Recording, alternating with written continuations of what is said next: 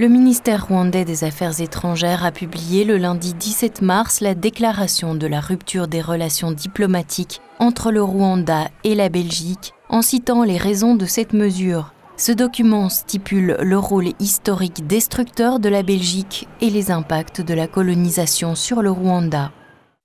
Le gouvernement du Rwanda a notifié aujourd'hui le gouvernement de Belgique de sa décision de rompre les relations diplomatiques, avec effet immédiat.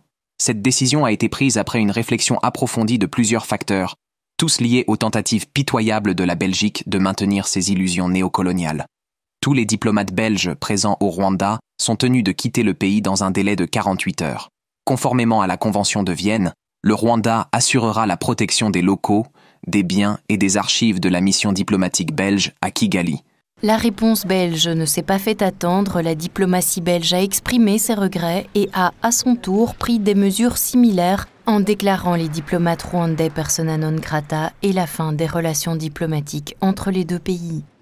La Belgique regrette la décision du Rwanda de rompre les relations diplomatiques avec la Belgique et de déclarer les diplomates belges persona non grata. Cette décision est disproportionnée et illustre que lorsque nous sommes en désaccord avec le Rwanda, ils préfèrent ne pas dialoguer.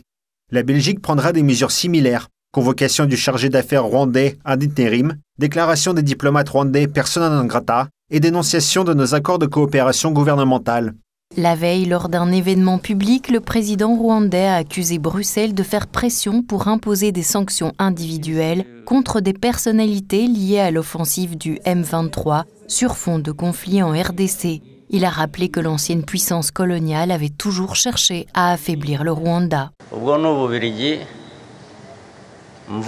Il s'agit de la Belgique et je vais lui adresser un avertissement. La Belgique a détruit le Rwanda, ils ont tué des Rwandais. Et cette histoire ne se limite pas aux 30 dernières années. Nous les avons prévenus il y a longtemps et nous allons les prévenir de nouveau aujourd'hui.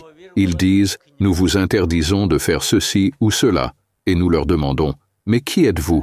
Qui vous donne le droit de décider pour nous ?» L'Union européenne a adopté le lundi 17 mars des sanctions contre des personnalités rwandaises en raison du soutien de Kigali à l'offensive du groupe rebelle M23 en République démocratique du Congo.